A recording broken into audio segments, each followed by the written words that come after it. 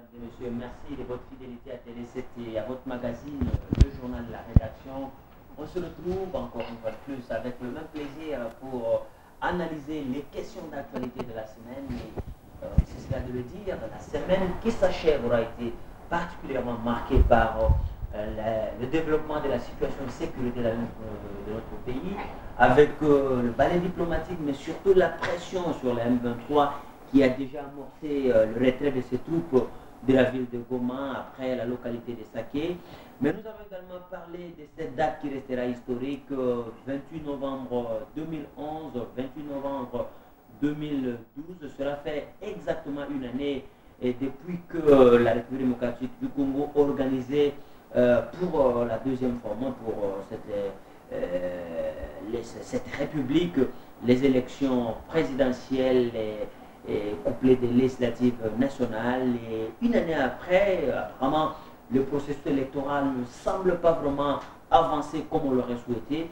Voilà les sujets qui font le menu de cette émission, mais également faire un petit tour en dehors de chez nous. On va voir un peu ce qui se passe en Tunisie, mais aussi en Égypte, où la population est encore revenue dans la rue pour réclamer beaucoup plus d'avancées démocratiques.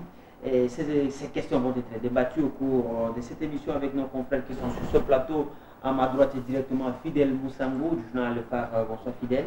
Bonsoir Charlie. À ses côtés, Israël Moutala du magazine économique Géopolis. Bonsoir Israël. Bonsoir Charlie. Et de l'autre côté, nous avons Joachim Diana du journal La Colombe. Bonsoir. Bonsoir. Et Gérard Lemba qui est jusqu'à présent journaliste indépendant. Bonsoir Gérard. Bonsoir Charlie. Voilà, bonsoir à vous tous qui suivez ce magazine. Israël, nous ouvrons avec vous. Voilà, les M23 finalement décidé, est obligé de partir de la ville de Goma à la suite d'une pression venue de l'Union africaine, de l'Union des Nations Unies, mais aussi de la CIRGL. Qu'est-ce qu'on peut comprendre de ce retrait finalement du M23 de la ville de Goma? Bon, moi je pense que le retrait du M23 de la ville de Goma, on a fait une forte focalisation là-dessus. C'est une très bonne chose, c'est une excellente chose. Cela demande d'abord qu'on peut obtenir certaines avancées, non pas avec le fusil, mais avec la diplomatie. La diplomatie est un des moyens pour parvenir à un objectif bien défini. Donc dans le cas d'espèce, la diplomatie a prouvé qu'elle pouvait avoir des résultats là où justement la force militaire ou la force politique a échoué. Donc jusque-là, ce retrait est essentiellement la résultante des fortes pressions diplomatiques qu'ont subi le M23, le Rwanda et l'Ouganda. Il y a eu un balai intense, diplomatique. Les émissaires américains, Johnny Carson, européens, ont fait le défilé dans la sous-région et on a abouti au résultat du retrait qui a commencé aujourd'hui et qui va se poursuivre. Donc je pense que demain, le lundi, la ville de Goma, il n'y aura pas de présence du M23. Donc, c'est une très très bonne chose. Mais je pense d'abord qu'au-delà de Goma, il ne faudrait pas que nous nous fassions avoir. Le M23 conserve encore le retour. Une bonne partie de notre territoire sera encore occupée. Donc je pense que ces pressions diplomatiques doivent continuer à s'exercer pour que nous arrivions à une solution diplomatique. Mais je pense que c'est une bonne chose. Merci Israël. Alors, Fidèle, est-ce qu'on peut dire c'est qu'on n'a pas obtenu sur le plan de la guerre, même pas, on obtient quand même sur tapis vert. Alors, quelles sont les garanties qu'on peut avoir dans l'avenir parce que les M23 se retirent sur une distance de 20 km? Il y en a qui disent qu'ils vont seulement encercler la ville. Comment on peut comprendre tout ça? Est-ce que c'est sûr maintenant que la ville de Goma peut revenir, peut vivre normalement comme c'était le cas par le passé? Écoutez, nous sommes en face d'un complot qui ne peut pas se réaliser parce qu'il y a le sang à trop couler. Sinon, nous sommes en face d'un complot. Parce que comment je peux comprendre qu'un mouvement dénoncé par le gendarme mondial, par le rapport final qui est en train de sortir,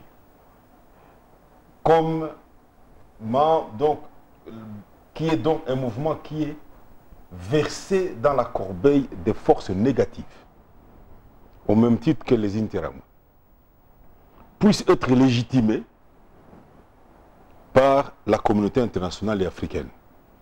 sans coup ferré. Voilà la victoire du M23, parce que bénéficiant des complices dans le gouvernement congolais, qui n'a pas su dire, vous ne pouvez pas me demander de négocier avec un mouvement qu'une résolution de l'Union africaine a versé dans la corbeille des forces négatives comme les Interahamwe.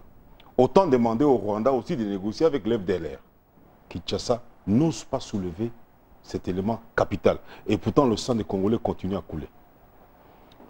2. Quand le M23 prend la ville d'Egoma, la MONUSCO ferme les yeux. Kigali exulte. Kigali prend acte et demande au gouvernement de négocier avec le M23.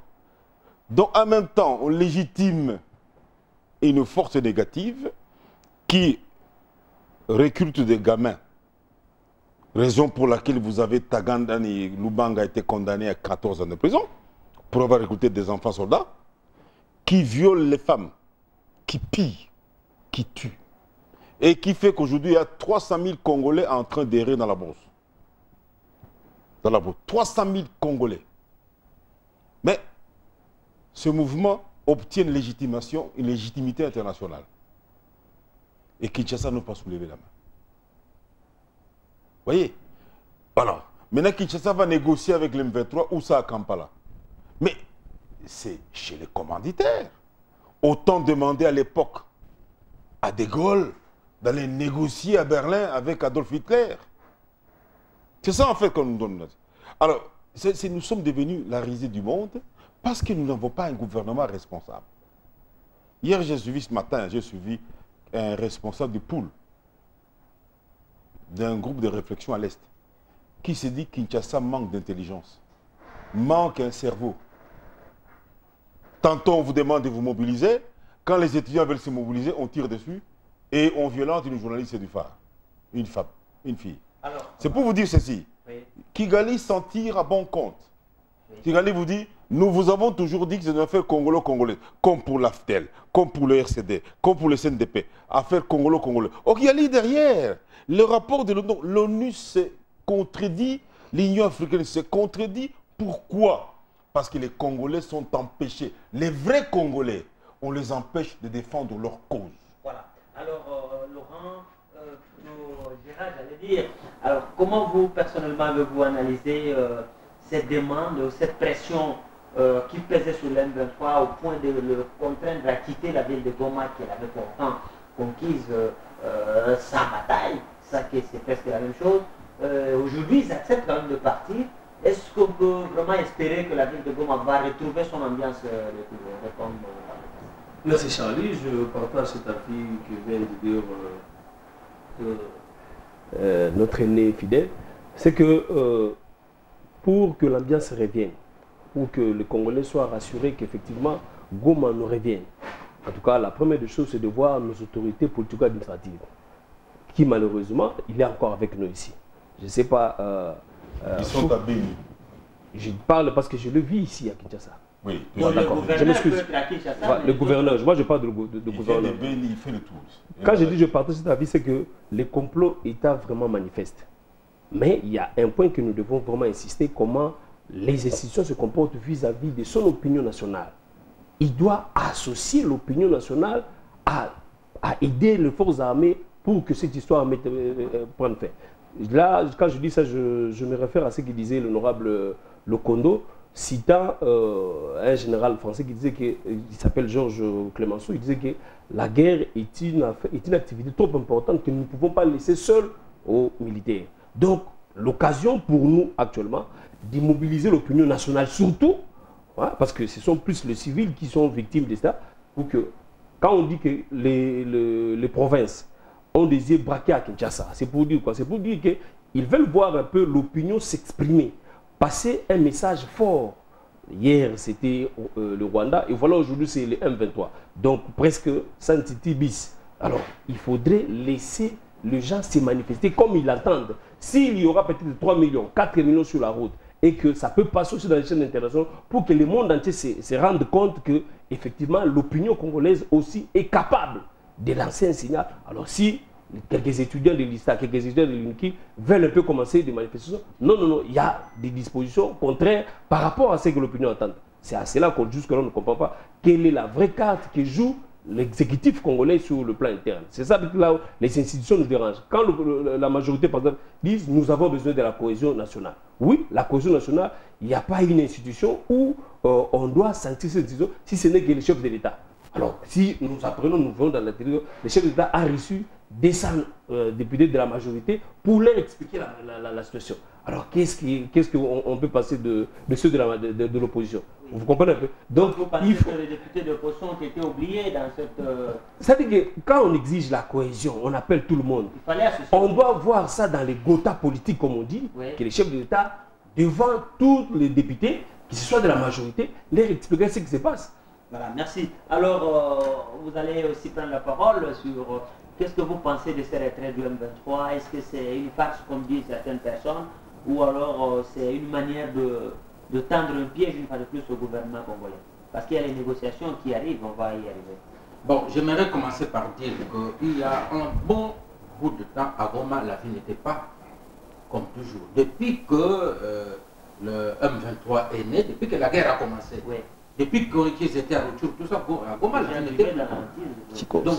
Donc, leur retrait aujourd'hui ne va pas arranger grand-chose. C'est pourquoi nous pensons que, c'est vrai, on dit en français qu'un tien vaut mieux que deux tu l'auras. Oui. C'est dans la mesure où le tien là permet que le deux tu l'auras soit meilleur. Donc je me dis ici que si aujourd'hui le retrait de Goma entre dans un processus de retrait total de la province du Nord Kivu, ok. Mais si c'est une façon pour certains, une certaine opinion de dire, bon, vous avez déjà obtenu le retrait de Goma, alors maintenant, créons la distraction. Non, les Congolais ne seront jamais distraits. Goma, ce n'est qu'un point de départ. Goma, c'est autant être à Goma, autre à Rutshuru, être là, c'est la même chose. Mais si le retrait de Goma peut permettre au FRDC, peut permettre au gouvernement congolais d'aller plus loin, chasser ces gens, de pousser à la frontière rwandaise pour qu'ils rentrent d'où ils sont venus, ok, là nous acceptons. Mais n'allons pas jusqu'à faire des réflexions qui n'ont pas de sens ici pour par exemple dire qu'on a légitimé Kigali. Non. Même j'ai entendu ça, on légitime le M23 et on légitime en même temps Kigali qui se dédouane, qui dit non, ok, ce n'est pas mon problème. Non. Puisque les gens ont compris que mieux vaut négocier avec le père qu'avec l'enfant. On a qui a Kigali demandé à votre produit, demandez-leur de partir. Ils leur ont demandé de partir. Et je vous dis que si Kagame et Museveni n'étaient pas associés à cette réunion-là, demander à ces gens de partir, l'ONU l'aurait fait, ces gens-là ne se retireraient pas. Voilà la meilleure façon, si vous êtes journaliste congolais, vous voulez vraiment faire comprendre la situation, dire que Kigali reste toujours, c'est lui qui a toujours la patate. Nous l'avions écrit. Que Kigali demande à ces gens, nous comprenons, ok, c'est pour eux, ils ont obéi, ils partent. Kigali peut aussi jouer, refuser de ne pas partir pour qu'ils donnent la preuve à la communauté internationale. Vous voyez, ils ne sont pas avec moi, je leur ai demandé, ils ont refusé, c'est qu'ils sont indépendants. Donc dans tous les deux cas, il est avéré que Kigali est derrière. Mais notre problème n'est pas là qu'il parle. Légitimement, le M23, aujourd'hui, si les FDLR prennent le pouvoir au Rwanda, la communauté internationale dit, nous ne connaissons que des États, on ne connaît pas les individus qui prennent le pouvoir. S'ils prennent le pouvoir, on va dire, oh, ils ont pris le pouvoir par les armées, et puis après, on finira par les légitimer. Et puis après, c'est ça. Donc, lorsque vous voulez prendre le pouvoir, vous ne réussissez pas, votre place, c'est l'échafaud, on vous tue. Mais quand vous réussissez, vous avez réussi, vous êtes un révolutionnaire. Mais quand on vous prend, pendant que vous faites votre résultat, on vous traite de tous les noms, vous allez à l'échafaud. C'est ça le principe. Alors, très bien. Israël, ses retraits, il y a une conditionnalité. C'est qu'il se retire et en contrepartie, il y a les dialogues qui s'ouvrent, notamment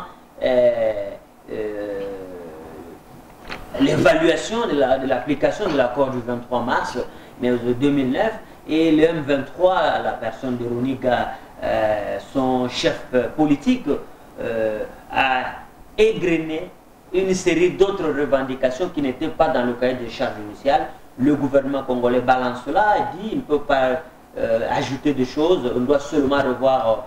Alors, qu'est-ce que vous pensez aujourd'hui si on revenait à revoir cet accord et à l'appliquer? Quel peut être l'essor du pays?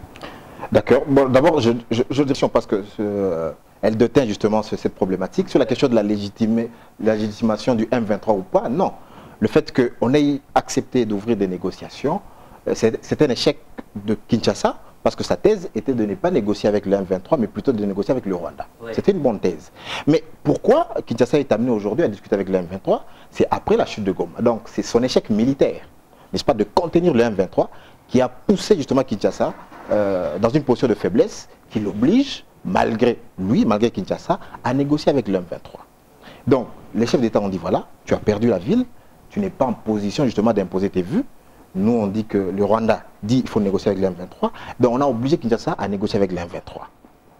Et donc, Kinshasa a dit, d'accord, je vais examiner les revendications, les revendications légitimes. Donc, le cahier de charges du M23 initial, c'était l'accord du 23 mars. Donc, cet accord, grosso modo, on savait, il fallait intégrer les troupes de l'ex-NDP dans l'armée nationale, avec des avantages, des nouveaux grades, et bon, enfin, bref. Et il y avait aussi la question importante du retour des réfugiés Tutsis. Donc c'était plus ou moins un accord partiel et surtout identitaire. Un accord qui s'identifiait à l'ethnie Tutsi. Voilà un peu, c'est en gros l'accord du M23. Il voulait aussi avoir quelques postes de gouverneurs, quelques postes de ministres et tout ça. Bon, dans cet accord, grosso modo, il voulait avoir des avantages politiques en termes de ministère et en termes de direction des entreprises publiques. Ça, c'était l'accord initial du 23 mars. Mais comme on a toujours dit ici, il y avait un article dans cet accord qui disait que, en cas de différend, on va résoudre le problème de manière pacifique. Mais ce n'était pas aussi une raison pour Kinshasa de ne pas, entre guillemets, respecter ces accords, parce que finalement, personne n'ayant respecté sa parole, eux aussi se sont déliés de cela. Mais le M23 a compris que la guerre qu'il mène aujourd'hui est une guerre tellement impopulaire, et donc il a changé son cahier des charges. Donc dans ces nouvelles revendications, donc il a élargi le champ, il a pris grosso modo toutes les affaires sales de Kinshasa, parce que Kinshasa a des affaires sales, il les a mis dans son panier de revendications. Donc c'est allé par la question des élections, en demandant la dissolution de la CENI, en demandant la libération des prisonniers d'opinion, en demandant la levée du siège de l'UDPS. Bref, le CNDP est allé en... La résidence de Tshisekedi. Oui, la résidence de Tshisekedi, l'arrestation de John Numbi. Bref, toutes les affaires sales de Kinshasa, et Dieu sait celle qu'il y en a, il a mis ça dans son panier. Mais c'est une manœuvre habile pour essayer un peu de se donner une bonne conscience, de s'attirer la sympathie des Congolais, de l'opinion qui ne veulent pas. Et heureusement que l'opinion n'a pas marché dans ce subterfuge, dans ce piège. C'est vrai que Kinshasa a ses péchés sont noirs, sont très noirs.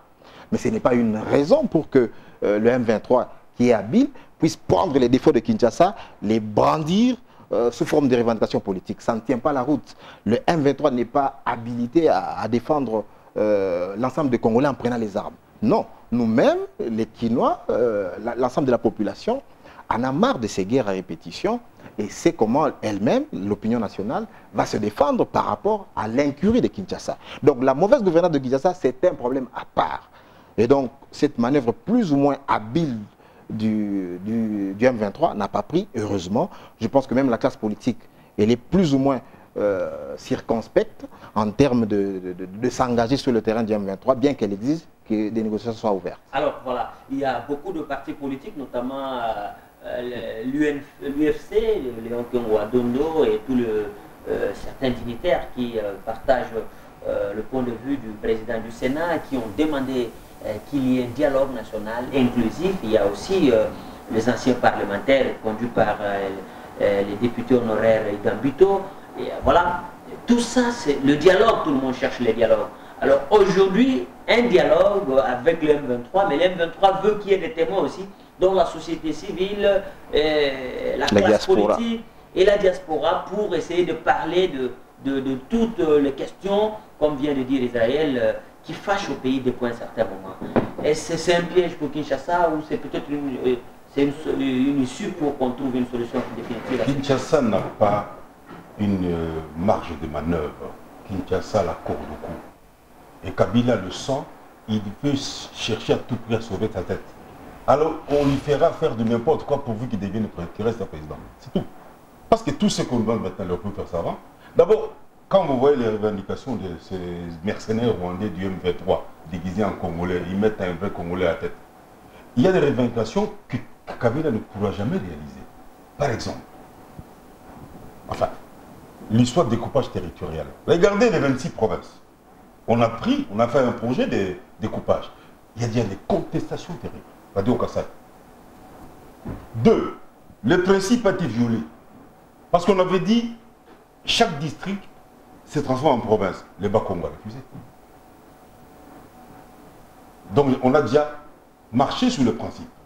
Le M23 a derrière sa tête une province où on n'aura que des rwandophones, Tutsi Hutu, majorité sur le Houndé, Nyanga, Tembo. Ça ne marchera pas. Et ce n'est pas un accord d'un gouvernement illégitime et illégal qu'on va régler ce problème. Non. Le problème va être versé dans la corbeille de débat national pour revoir le découpage de tout le Congo. Et là, en prenant compte des sensibilités tribalothniques, mais d'une manière objective. Ça, c'est un. Deuxième élément, quand l'M23 ajoute encore d'autres revendications, par exemple, reconnaissance des grades. Vous aurez, Sultan Makenga s'est déjà proclamé le général de brigade. C'était un ancien gardien des vaches. Il a fait l'école de Guérou. Beaucoup de colonels là sont curieusement ce qui va créer des tensions au sein de l'armée et il faut tirer la sonnette d'alarme. Vous allez voir que la plupart des officiers sont de Tutsis. Il faut le dire, c'est une réalité congolaise. Si au Rwanda, on refuse de parler de tout, nous devons en parler. Parce qu'à Goma, dans la Barza communauté, on en parle.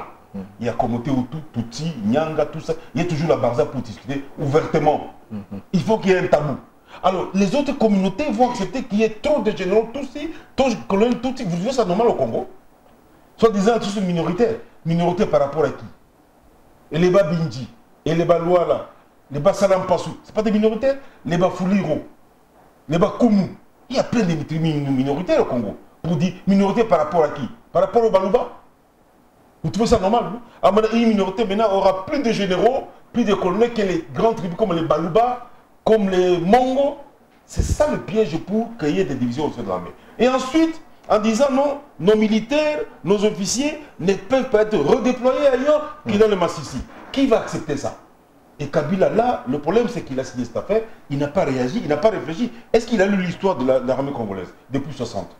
Est-ce qu'il a vu comment l'armée congolaise a perdu mais les guerres? c'est justement pour ça qu'on n'avait pas appliqué ça avant. Justement, mais il fallait nous le dire. Kabila, lui, ce qu'il manque, c'est de dire, monsieur le Congolais, ça, il n'a qu'à nous le dire, ou bien nous le disons à sa place. C'est comme il n'a pas le courage de dire que si mon père avait nommé James Kabarebe chef d'état-major général, c'est parce qu'il avait le couteau au cou, il n'avait pas encore de force. Il faut le dire. Et ce n'est pas un péché, nous avons accepté. Mais il se tait. Alors, les forces extrémistes disent Kabila a vendu le pays. Kabila est condamné pour trahison. Le père, et on dit le fils, était là. Parce qu'en venant du Rwanda, lui, les deux, là, Joseph et Laurent, savaient qu'ils étaient rwandais. Il faut maintenant le dire avant qu'on le mette devant la haute cour pour trahison. Ça, c'est un. Les M23, là, ouais, déjà, pour vous montrer que l'histoire est impitoyable. Mais les Runiga, c'est ce qu'on appelle un Hutu de service. Comme Mouzela a été, comme les autres de RCD. Wamba Diawamba, Lunda Bolulu, Zaïdi Ngoma, Onusumba, c'est des Hutus de service. Mais quand il faut prendre le pouvoir, c'est un Tutsi qui sort. Et regardez, l'affaire, Mouzela a compris en l'état, il a échappé. Le RCD, qui est sorti vice-président? C'est un Tutsi, Loubelo. Et pourtant, Moussouma était juste à ça, c'était avec Moussouma président. Quand il faut sortir, c'est lui qui va tirer le but, il devient vice-président. Moussouma, on le jette là comme rapporteur adjoint du Sénat. Et, regarde, alors, CM23, Ronigala, c'est le route de service. Vous allez voir, quand il faut votre poste, ce sera toujours un Tutsi. Vous allez voir. C'est pour vous dire ceci. Oui. Il faut avoir le courage. Moi, je dis, bon, si l'M23, puisqu'on l'a légitimé, mais l'M23 en se légitime comme une erreur. Ça veut dire que quand nous allons trouver entre Congolais, oui. Vous êtes des Congolais, on ne va pas les négocier à Kampala ni à Kigali. Monsieur, vous êtes Congolais, si vous avez peur de votre sécurité, vous n'avez pas confiance à la MONUSCO, nous allons à Rabat. Parce que là, c'est loin de Rwanda et de Kinshasa, à équidistance, n'est-ce pas? Alors, nous allons à Rabat, chez le roi du Maroc, pendant même 2 mois. Parce que les questions sont aussi importantes. Et le roi du Maroc moi j'ai vu l'ambassadeur du Mali qui dit nous sommes prêts à financer même pendant un mois.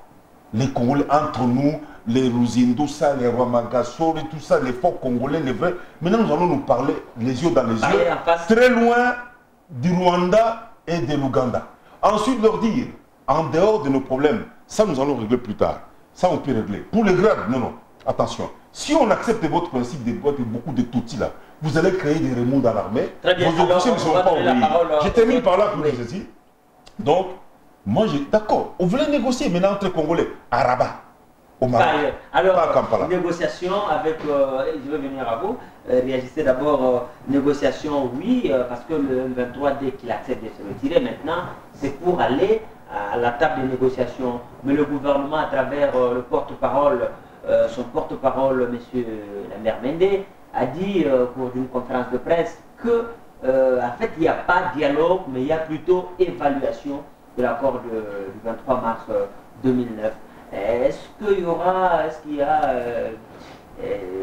que tout le monde est mis sur le même longueur d'onde? Non, mais tout le monde, mais entre le gouvernement et ceux qui ont parlé, c'est-à-dire avec la résolution de Kampala, ils sont sur la même longueur d'onde. Oui. Sauf que ceux qui attendaient autre chose émettent sur une longueur d'onde différente.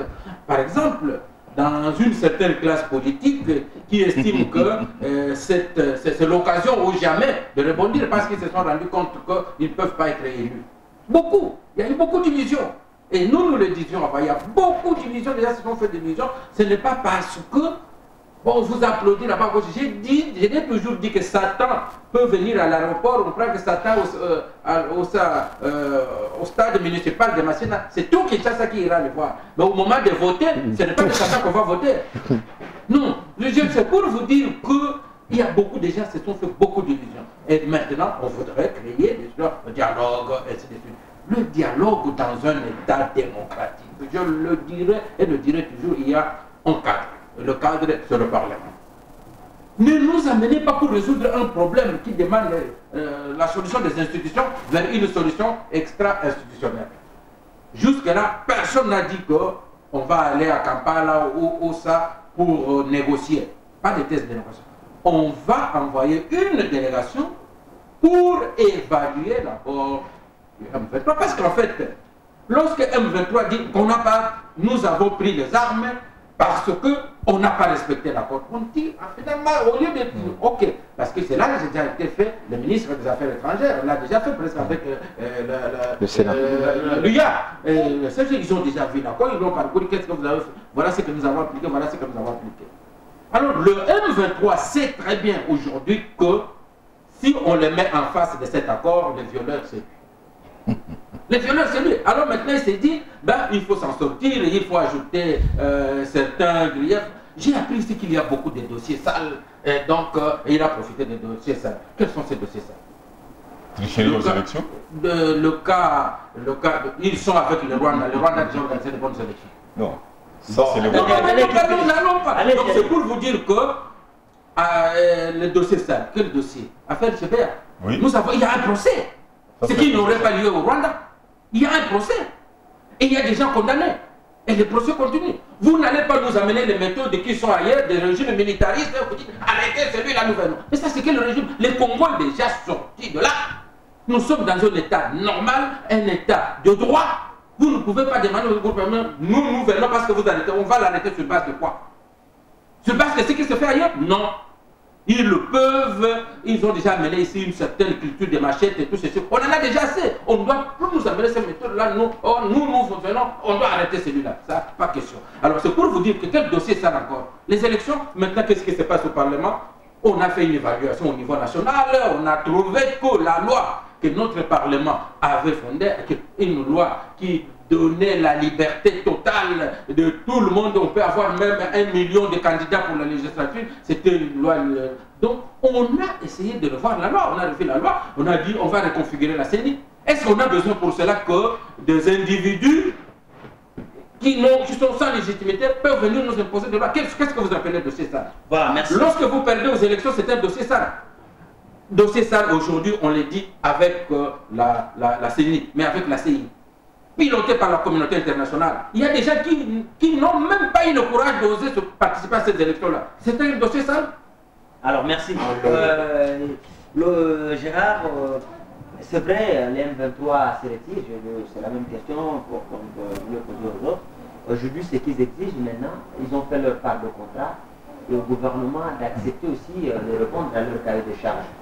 Malgré ce qu'ils ont ajouté, notamment, ils considèrent que Etienne Tshisekedi est en résidence surveillée, il faut le libérer, qu'il retrouve sa liberté de mouvement. Il y a la libération des gens comme Gabriel Monkia, Coutinho et les autres. Est-ce que tout ça se fait là? Oui, c'est faisable parce que nous partons dans cette table de négociation, même si vous aimez bien les termes réussis par évaluation. En tout cas, c'est une négociation. Comme on dit, toutes les guerres terminent sur une table de négociation. Mais je tenais vraiment à relever parmi les dossiers, puisque Diane ne l'a pas dit, quand nous entendons parler qu'il y a, dans toutes les instances institutionnelles, qu'il y a les pays sous embargo. Mais voilà que le mercredi dernier, la MONUSCO a levé la voile, comme on dit, pour dire que non, c'est depuis 2008 que l'embargo n'existe plus. Et après, il fallait que le ministre vienne maintenant confirmer ce qu'a dit la MONUSCO. Qu'est-ce qu'il cachait par rapport à cet embargo. Donc quand on dit que de ce ça, il y en a et il y en a plusieurs. Il faudrait que les institutions inspirent confiance par rapport à l'opinion première. Certes, si on nous dit que le pays est miné, si on nous dit qu'il y a des complicités à tous les niveaux, ce sont des histoires qui attestent et qui prouvent effectivement qu'il y a le pays est miné. Je m'excuse, attendez. Mais nous sommes en guerre, mon frère. Même si ce n'est pas déclaré, nous sommes en guerre. Quand vous dites que non, les pays sous embargo, on supposait que les M23 nous menaient la vie dure, c'est parce que nous, on ne sait pas acheter de guerre. Les armes, je m'excuse, vous voyez un peu. Donc voilà aujourd'hui que nous savons qu'il n'y a jamais eu, c'est depuis 2008. Donc vous comprenez un peu. Non, c'est la MONUSCO et c'est confirmé par les ministres lui-même pour dire que les pays n'est plus, ça vous n'êtes pas informé, je vous le dis. Donc je continue pour dire quoi. Il a parlé des institutions. Nous sommes au Parlement. Vous avez tout suivi que le Premier ministre a été appelé pour s'expliquer. Il donne la situation. Il a fallu qu'encore un autre député de la majorité demande le débat. Ça pouvait être même en huis clos comme ils aiment bien le faire. Mais les députés devaient s'exprimer. Parce que sur cette question. Bien sûr que oui. Parce que le Premier ministre était accompagné de toutes les autorités de sécurité. Vous imaginez, là où j'étais avec un confrère, une fois que le Premier ministre termine son allocution, directement Madame Katoumou. Non, les autorités de la sécurité, tous sont sortis. Et l'ami m'a dit, le confrère m'a dit, tu sais quoi, il n'y a pas de débat. Avant que l'honorable Katoumou prenne la parole, il ne faut pas que l'Assemblée donne l'image d'une mise en scène déjà conçue, voilà, d'une déjà conçue et qu'on vient exécuter ce que nous avons eu à concevoir hier la nuit. Alors qu'est-ce que vous insinuez? Vous pensez qu'il y a des choses que les gens cachent? Bien sûr que oui. Bien sûr que oui. C'est lui qui a demandé le rapport. Bien sûr, il est de la majorité. Mais bien avant dans la plénière, c'est lui qui a demandé. C'est le jour où Goma était tombé que le bureau avait convoqué une plénière là, par rapport à cette information. Qu'est-ce qu'il avait dit? Il a dit ce n'est pas bon que nous soyons aussi trop épidermiques dans nos réactions. Nous devons avoir un rapport avant de débattre. Certes, les rapports étaient bel et bien là par la personne autorisée, c'était le Premier ministre. Je ne sais pas pourquoi, c'est pas escamoté, je ne sais pas pourquoi. On a refusé éviter un peu le débat sur la question. C'est vrai, on ne reviendra pas sur cette plénière qui a connu beaucoup de difficultés. Même des injures de plus abjects. J'allais ajouter. C'est-à-dire que des fois, nous, journalistes, nous avons cette chance-là de circuler un peu le Congo. Nous avons une idée peut-être, quand on parle de la grande barrière à Goma, la petite barrière, nous avons une idée. Diane, je le vois dans toutes les provinces aussi, pour aller aussi faire des reportages. Vous savez que moi, je tenais à témoigner un peu cette histoire-là. Vous savez, il s'est fait qu'un jour, je me retrouve à Goma, pour ceux qui savent bien ce qu'on appelle la petite barrière. Vous savez, on me dirait qu'à l'hôtel où nous étions, l'avenue parallèle, il y avait une deuxième femme de Bosco Tanganda, et vers 16h, 17h, vous voyez la colonne des militaires, je ne dirais pas, mais le faciès c'était tout. Alors, toutes ces situations, pendant qu'il n'y avait pas de guerre, on dit que ces militaires-là, ils sont là pour contrôler la résidence de Bosco Tanganda. Nous sommes à Goma. Surveillés. Nous sommes à Goma, chez nous. Vous comprenez? J'ai eu à le dire ici pendant que c'est pas Rouchour était sous, sous les règles de 1-23. Je l'ai eu à le dire ici. Ça ne fait pas de stratégie militaire. Mais du moment où nous avons Guisseni devant nous, qu'est-ce qui a manqué au FARDC? C'est là que nous avons eu à implanter un peu nos bases là. Il fallait faire mal aussi à Guisseni. Comme ça, on allait négocier directement entre le gouvernement rwandais et le gouvernement. Mais voilà qu'aujourd'hui, nous avons suivi tous le Premier ministre qui, dans les rapports qu'il dit que lui-même il était descendu sur place, juste au début un peu de son investiture, il a dit pour dire que c'était le terme qu'il a utilisé, le Premier ministre, il a parlé de la mutinerie. Ce n'est plus la version. Et puis, chose grave, moi je m'attendais à ce qu'il devait quand même rappeler qu'on lui avait montré les 11 militaires qui étaient des Rwandais. Mais voilà, on n'en a même pas abordé. On ne sait pas qu'est-ce que nous cache, où est-ce que nous allons. S'il vous plaît, je crois que il a une réaction là tout de suite. Réagissez, mais je vous pose la question maintenant que nous acceptons de négocier entre nous Congolais. Est-ce que là, on légitime la thèse où on confirme la thèse de ceux qui pensent que le Rwanda et l'Ouganda, en cherchant à ce que le M23 négocie avec le gouvernement congolais, c'est pour qu'ils puissent les dédouaner par rapport aux accusations qui sont portées contre eux dans le rapport des experts des Nations Unies? Oui, mais écoutez, j'entends des choses terribles ici. Que, par exemple, pour nous faire travailler, il fallait qu'on fasse du mal à Guisseni. Donc, c'est-à-dire qu'il était normal que le soldat congolais... Nos 6 millions qui sont morts, violés à tout moment. Attendez d'abord, il a la parole, allez-y. Oui, parlez. La RDC, c'est un État. Oui. Nous ne sommes pas un groupe rebelle. Oui. Le groupe rebelle peut faire ce qu'il se fait, mais un État respecte les droits de l'État. S'il y a une guerre, l'État fait la guerre comme un État peut faire une guerre. Oui. Vous allez demander au FARDC de bombarder Guisseni parce qu'il est à côté. Votre politique de Simbi Satouche, là, ça ne marchera pas. Ça, c'est Simbi Satouche. Aujourd'hui, vous serez le premier à critiquer. Non, laissez-moi. Là, il critique sur le sang de Congolais. Non. Allez-y, parlez. Ça nous avancera à quoi? De tuer les populations innocentes, civiles de Guisseni. Nous gagnerons quoi? Nous sommes quoi? Nous ne sommes pas des factions. Non, laissez tomber. Là, en tout cas, je ne peux même pas vous suivre. Vous pouvez même voter. Je dis ceci. Il n'y a pas de négociation. Il y a évaluation de la mort. Et supposons même, tout le monde sait que c'est le Rwanda qui est derrière le M23. L'ONU le sait.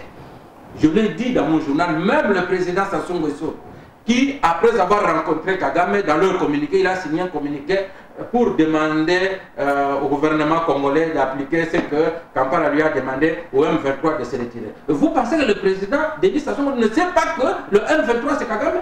Mais sinon, pourquoi il est parti là-bas?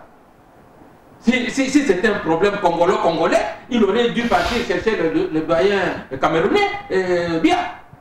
Tout le monde sait très bien que derrière le M23, c'est qu'il y a. Et c'est derrière ces gens-là. Et toute la diplomatie de la sous-région, c'est pour les amener, pour les Congolais les plus importants, pour nous aujourd'hui, c'est qu'on mettre fin aux souffrances de cette population-là. Et on ne mettrait pas officiellement en bombardant. Officiellement, l'affaire de Congolais. Il faut réagir. Vous avez une minute encore pour réagir, puisqu'on va finir cette question. Alors, vous aussi, vous pensez que nous sommes tombés dans les pièges du Rwanda et de l'Ouganda en acceptant des négociations? Si oui, mais est-ce que nous avions le choix parce que la rébellion était déjà à Goma et avancée vers Bukavu? Écoutez, Charlie, moi j'ai dépassé cette histoire. Je me dis que comme Kabila est mouillé là-dedans, le pauvre, peut-être qu'il n'a plus une marche manœuvre, il partira un jour. Le procès contre le Rwanda va démarrer, parce que les traces existent. Le Rwanda peut échapper maintenant à l'Ouganda. L'Ouganda déjà nous doit donner 10 milliards de dollars pour l'affaire des affrontements à Kisangani. Kabila a mis un mémol, ça le regarde. Mais l'État congolais, l'État ne meurt jamais. Nous allons un jour reprendre ce procès et contre le Rwanda. Quand nous aurons des autorités solides qui ne sont pas mouillées avec les Rwandais dans les commerces des coltans, des ceci, du sang, nous en aurons bientôt. Kabila, il reste 4 ans, il partira. Vous voyez? Alors, ce que je dis pour le moment, c'est que et Kinshasa est tombé dans le piège, et le M23 dans le piège, qui gagne dans le piège. Quand le Joachim dit que tout le monde sait que le Rwanda, tout le monde le sait. Les rapports de l'ONU est là, on ne va pas l'effacer. De la même manière, c'est grâce à un rapport de l'ONU que le Rwanda a obtenu le tribunal pénal international sur Arusha, Nous aurons un tribunal pénal international sur le Congo. Et les Rwandais seront déférés là-bas et le Rwanda va payer cher. Tout en... Quand nous aurons maintenant des Rwandais responsables qui vont accepter maintenant de vivre sans recourir à la machette. Quand nous aurons des autorités qui vont commencer à former une armée dissuasive, pas pour attaquer le Rwanda, le Burundi, qu'est-ce qu'on va taper là? C'est ça de quoi? Il n'y a rien au Rwanda, ni en Ouganda, il n'y a rien. Alors, nous avons toutes les choses du monde enviables. Quand nous aurons des autorités qui ne seront pas mouillées dans des trafics, des contrats léonins, non. Il y en aura, ils sont là. Alors, ça c'est un. C'est que j'ai dit, tout le monde a les pieds, sauf le peuple congolais et les vrais nationalistes qui sont dehors, qui observent maintenant, disent, ah voilà, donc ils se sont tous piégés. Maintenant, ils commencent parce qu'ils se piègent, ils se connaissent. C'est comme, attention, je termine. C'est comme dans la mafia là. Quand les mafieux se tiennent tous par la queue, il y a, je rappelle, l'omerta.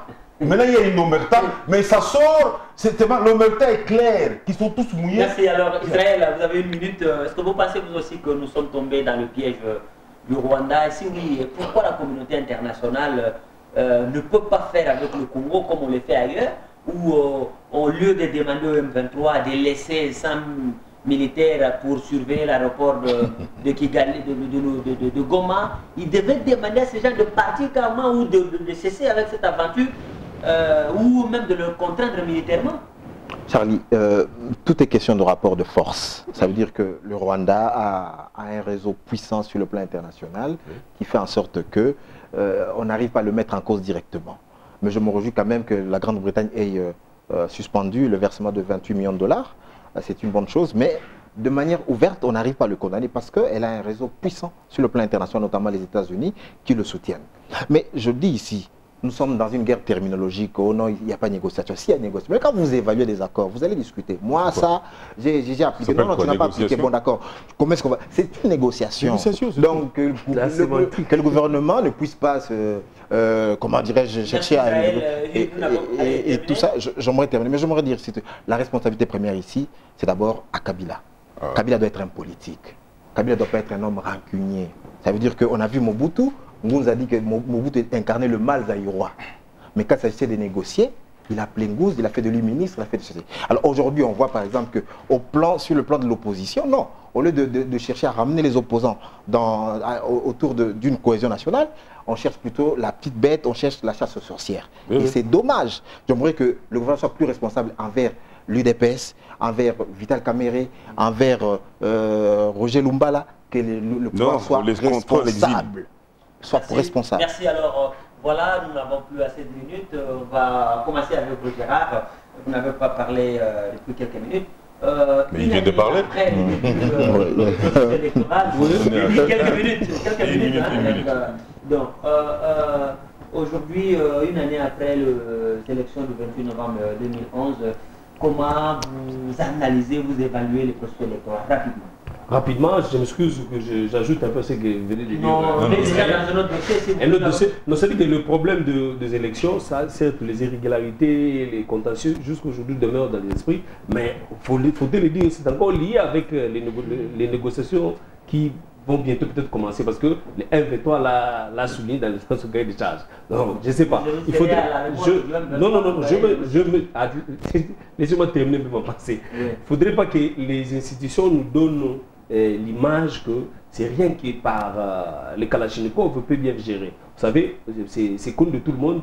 C'est une histoire qui a commencé par l'AFDEL. Et qu'après l'AFDEL, nous avons connu ces élections. Réellement, sur le terrain, nous devons constater que c'est vraiment la démocratie qui nous gère et non cette histoire de l'AFDEL. Alors, si les opposants ou l'opposition dans l'ensemble donnent quelques revendications et que les institutions n'en tiennent pas compte, voilà aujourd'hui les M23 les brandissent. Alors, ils écoutent que le langage des armes. Voilà, c'est là où ça choque. Alors, nous ne savons pas sur la table quand le M23 viendrait avec tout ce qu'il a mis comme dans son cahier de charge, c'est pas dans la dissolution de la CENI.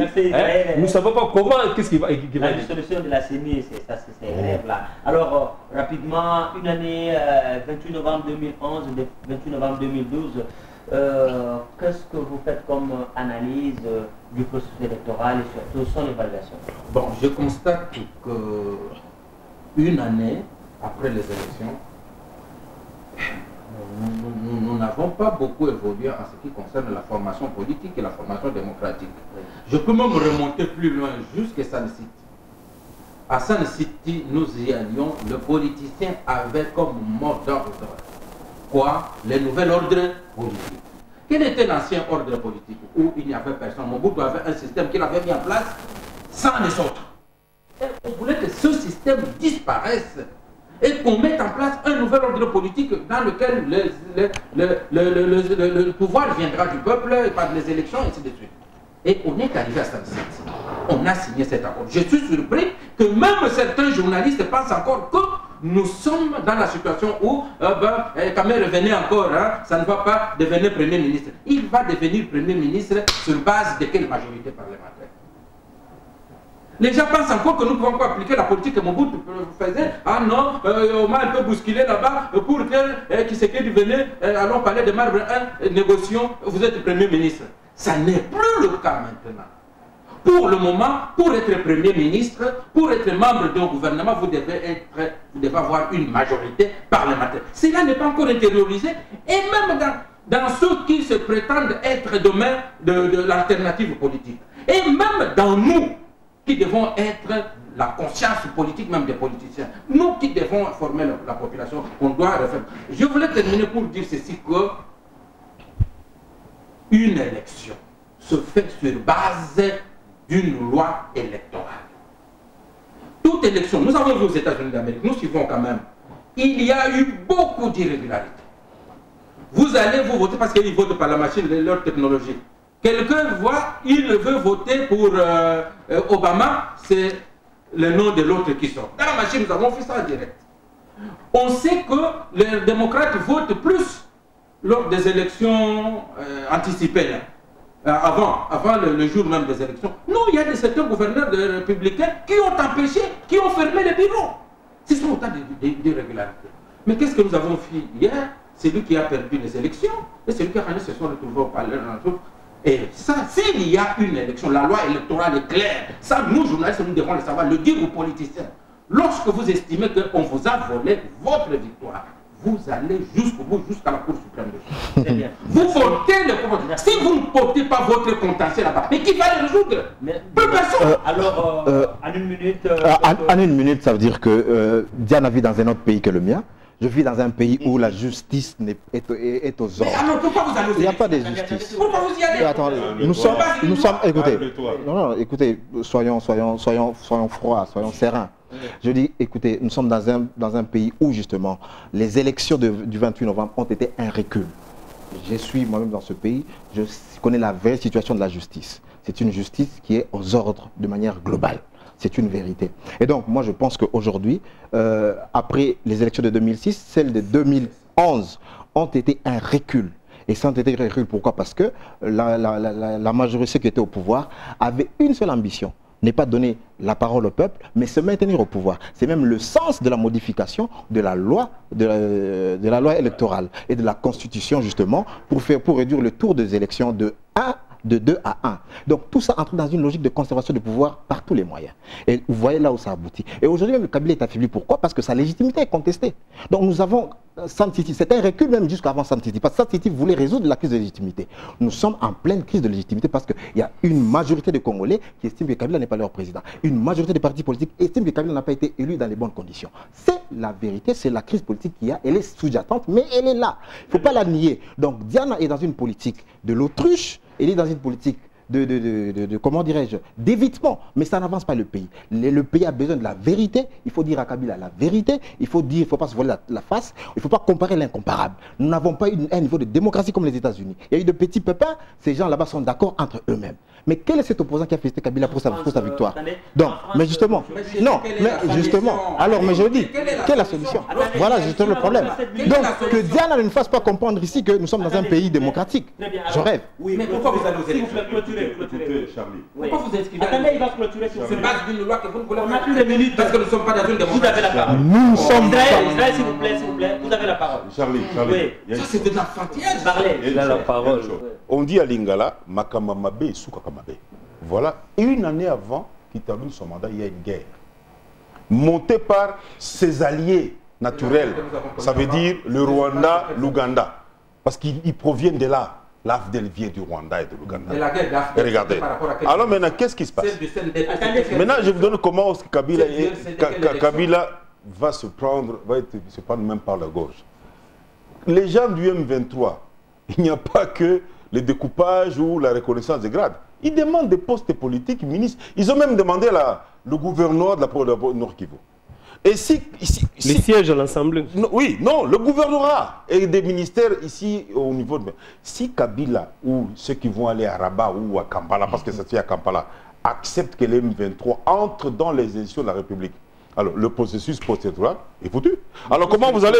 Pourquoi vous allez refuser à l'UFC de Kengo, à l'UNC et d'autres partis politiques? Dis donc, monsieur, puisque vous avez mis un bémol sur le processus post-électoral, donc nous allons maintenant refaire un autre Sun City pour nous partager les postes. C'est ça le problème. Ça, le piège Kabila est tombé là-dedans. Quand on disait ne négociez pas, trouvez une solution. Il avait le choix au départ. Et Kabila a toujours le choix. Parce que là, l'histoire lui sera impitoyable. En 15 ans de pouvoir, 3 ans et demi comme chef d'état-major de la force terrestre, avec son père, et 11 ans comme président, et de la transition, et d'abord seul pendant 3 ans, de 2001 à 2003, et de la transition et d'autres jusqu'à maintenant. Il n'a pas créé une armée dissuasive. C'est une faute grave. Parce qu'il y a un principe, regardez l'histoire. Tous les pays post-conflit commencent par organiser l'armée. Recruter. Former une armée pour éviter que la guerre recommence. Créer une cohésion au niveau de l'armée. Qu'il n'y ait pas une tribu, qu'il n'y ait plus d'officiers, qu'il n'y ait pas... Alors maintenant, c'est ça. Je vous assure que, Serni, quand Kengo n'est pas un enfant de cœur, quand Kengo monte au créneau, il demande des négociations, il sait ce qu'il va en tirer. Merci. Il sait que les autres vont lui suivre le pas. Et les négociations commençaient déjà dans les partis politiques. D'où mon article d'hier dit vers un mini-sommet congolais à Kampala. Merci. Il est écrit. Merci. N'en déplaise à Diana, lui, il sait que... Kabila, son mandat, on va reprendre. Oui. Une question de dire... On va tout lui arracher. Au contraire, qui va lui arracher? Merci, si vous aviez arraché. Vous êtes allé pour ça. Attendez, vous aviez arraché. Merci à vous tous pour... Vous êtes allé à Saint-City pour arracher. Vous êtes revenu très chaud. Merci à vous qui nous avez suivis. Oui. Merci à vous qui nous avez suivis. Le prochain numéro, c'est pour la prochaine émission plutôt. Et d'ailleurs, pour le moment, restez avec nous sur Télé 7. Vous allez suivre cette émission à rediffusion, mais aussi sur www.lepotentielonline.com, mais également sur Radio 7. Merci infiniment et à la prochaine. Diane, Israël, on va le chicoter. Si vous voulez, on va le chicoter. C'est impossible. Vous ne pouvez pas dire. Mais écoutez, moi, je dis en 2006, c'est qu'il était conséquent. Il a dit